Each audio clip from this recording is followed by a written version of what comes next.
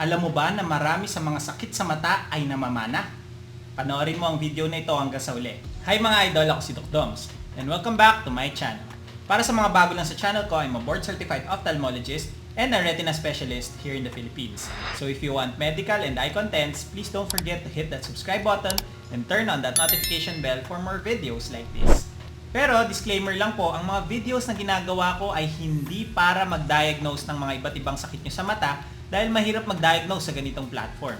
Bagkos ito para mas maintindihan nyo ang mga iba't ibang sakit nyo sa mata na na-diagnose na po sa inyo. Ang pagpapacheck up sa inyong ophthalmologist ay ine-encourage. And for today's video, pag-usapan naman natin kung ano nga ba ang papel ng genes sa kalusugan ng ating mga mata. Tara, let's discuss! Alam naman natin na mahalaga ang kalusugan ng ating mga mata sa araw-araw na buhay. Pero alam nyo rin ba na malaki ang papel ng genetics or genes dito? Ang genetics ay ang pag-aaral ng mga genes at kung paano natin ito namamana sa ating mga magulang. Ang mga traits na meron tayo tulad ng pagtangkad, kulay ng mga mata, ay itinatakda ng ating mga DNA. Pero yung pag-develop at yung functions ng ating mga mata ay nakadepende rin sa ating mga genetic makeup. Dahil ang ating mga mata, tulad din ng ibang parte ng ating mga katawan, ay apektado ng genetic factors at mga environmental factors. Habang mahalaga ang mga environmental factors tulad ng lifestyle, diet, UV exposure at marami pang iba, ay malaki ang epekto ng ating genetic blueprint sa mga kondisyon na pwedeng maramdaman ng ating mga mata. So ngayon, pag-usapan natin yung mga ilang karaniwang kondisyon sa mata na pwedeng apektado ng genetics. Maraming eye diseases or disorders ang mga pwedeng mamana sa ating mga magulang. Kaya napakahalaga ng medical family history or yung mga na-diagnose na sakit sa mata sa inyong pamilya o di kaya yung mga sakit sa mata sa inyong lahi. Narito ang ilan sa mga kilalang genetic eye conditions. Una dyan ay ang glaucoma, na kung saan nasisira ang parte ng mata na tinatawag na optic nerve na napakahalaga para sa ating paningin. Ito ay kadalasan dahil sa mataas na pressure sa loob ng ating mga mata.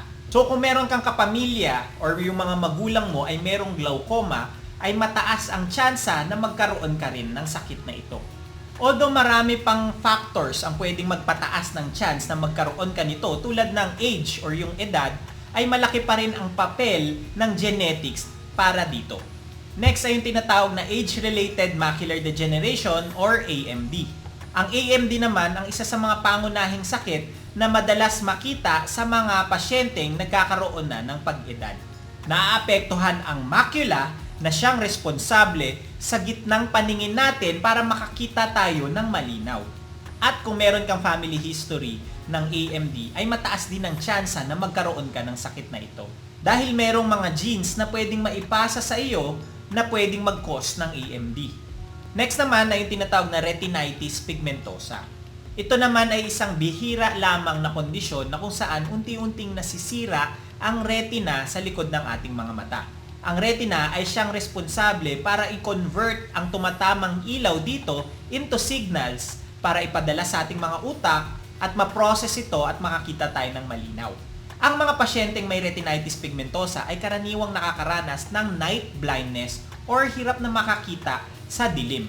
At kalaunan ay nawawala ng unti-unti ang kanilang mga peripheral vision. Ang kondisyon na ito ay pwedeng mamana sa pamamagitan ng autosomal dominant o recessive na i-explain ko mamaya. Kaya kung may RP ang magulang ay malaki talaga ang tsansa na magkaroon din ang kanilang mga anak. Next ay ang color blindness. Ang color blindness or color vision deficiency ay ang sakit na kung saan nagkakaroon ng problema or hirap na makapag-distinguish ng kulay. Ito ay isang kondisyon na karaniwan din na mamana at madalas makita sa mga kalalakihan. Namamanaw naman ito through X-linked recessive na pattern. Ibig sabihin, ang gene na nagkukos ng color blindness ay nasa X chromosome. Di ba ang lalaki may X and Y chromosome at ang babae naman ay may XX chromosome. Kung ang lalaking anak ay may nakuha siyang X chromosome or yung apektadong X chromosome ng kanyang tatay, ay magkakaroon siya ng color blindness. Para sa mga babae naman ay kailangan niyang makuha yung parehong apektado na gene para magkaroon siya ng sakit na ito. kaya mas madalas talaga itong makita sa mga kalalakihan. Next naman ay yung katarata. Although lahat naman tayo ay magkakaroon ng katarata dahil ito ay isang normal na proseso ng pag-edad, usually 60 years old pataas, o di kaya pwede rin ito makita sa mga environmental factors tulad ng ultraviolet rays exposure, kapag nasuntok or nasundot ang mata at marami pang iba, ay pwede rin itong makuha dahil sa genetics. Kung meron kang family history na nagkaroon ng mas maagang katarata kahit bata pa, ay pwede rin itong mamana. Kaya merong mga tinatawag na congenital cataracts or yung mga may katarata na kapag panganak pa lamang.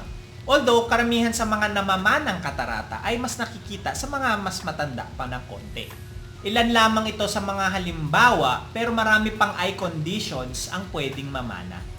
May mga videos na ako nagawa sa mga iba't ibang sakit sa mata na ito na pwede nyo nang panoorin para sa mas komprehensibong discussion about dito. Paano nga ba ito namamana? Ang mga ibang eye conditions ay pwedeng ipamana sa pamamagitan ng Mendelian inheritance. Ibig sabihin, ang kondisyon ay konektado sa isang gene at sumusunod sa isang predictable na pattern. Meron kasi tayong isang pares ng alleles para sa bawat gene, yung galing sa nanay at yung galing sa tatay. So, depende sa kombinasyon ng makukuha mong allele mula sa iyong magulang ang kondisyon na pwede mong mamana. Halimbawa, sa nabanggit kong autosomal dominant kanina, ay nangangahulugan na kahit isang magulang lamang ang may apektadong gene, ay pwedeng makitaan ng sintomas ang anak. Samantalang ang autosomal recessive naman ay dapat yung parehong magulang ang apektado para makitaan ng sintomas ang mga anak. Kaya napaka-importante talagang malaman ninyo ang lahing sakit sa mata ng inyong mga pamilya. At kung kayo naman ay may problema sa inyong mga mata, ay kailangan nyo ito ipakonsulta para malaman ninyo kung ano ang sakit na ito. At nang sa ganon, ay malaman nyo rin kung ito ba ay pwedeng mamana ng inyong mga anak. Kung ikaw naman ay nag-aalala sa iyong genetic risk, ay pwede ka naman mag-undergo ng genetic testing or genetic counseling. Makakatulong ito para malaman ang iyong panganib na magkaroon ng mga iba't ibang sakit sa mata. Kung alam mo na meron kang mataas na panganib na magkaroon ng kondisyon sa mata, at alam mo rin na merong namamanang sakit ang iyong mga magulang, ay dapat mas aware ka na pwede ka rin or mataas ang tsansa na magkaroon ka rin ng sakit na ito. So kung ganito ang sitwasyon, ano ba ang mga pwede mong gawin? Unang-una dyan, napaka-importante ang regular eye examination kahit wala ka pang nararamdaman. Kahit wala ka pang nararamdamang simptomas, the fact na meron kang alam na sakit na pwede mong mamana mula sa iyong magulang ay malaki ang tulong ng early detection ng mga sakit na ito para maagapan at magawan ng paraan ng maaga. Dahil karamihan sa mga sakit na ito ay walang simptomas sa simula. Pangalawa, kung meron kang alinlangan sa iyong genetic risk, ay pwede kang mag-undergo ng genetic counseling or genetic testing para malaman kung mataas ba ang tsansa na magkaroon ka ng mga ganitong sakit. Malaki ang magiging tulong nito para malaman kung anong genes ang may problema at ano yung mga pwedeng sakit na pwede mong mamana. Pangatlo, ito, bagaman hindi naman ito mababago ang iyong genetic makeup, ang healthy lifestyle ay pwedeng makatulong para mabawasan ng panganib ng mga genetic eye conditions. Napakahalaga ang pagkain ng mga malulusog na pagkain na mayaman sa mga vitamins at antioxidants tulad ng vitamins A, C, at E. At syempre, ang proteksyon sa mata mula sa ultraviolet rays ng araw tulad ng pagsuot ng sunglasses o di kaya ng sombrero. Sa madaling salita, ang genetics ay may malaking papel sa mga kondisyon na pwede nating maramdaman sa ating mga mata. Mula sa glaucoma, color blindness, hanggang sa age-related macular degeneration. Bagaman hindi natin kayang baguhin ang ating genetic makeup, ang pag-unawa sa ating family history at ang pagiging proactive sa mga regular eye examination ay malaki ang maitutulong sa kalusugan ng ating mga mata. And that's it for today's video. Ngayon, alam nyo na ang role ng genetics sa mga kondisyon ng ating mga mata. Please don't forget to like, comment kung may mga questions or suggestions ng topics, subscribe, and hit that notification bell for more medical and eye contents. Ngayon, mas may alam ka na. Ako po si Doc Doms. See you on my next video.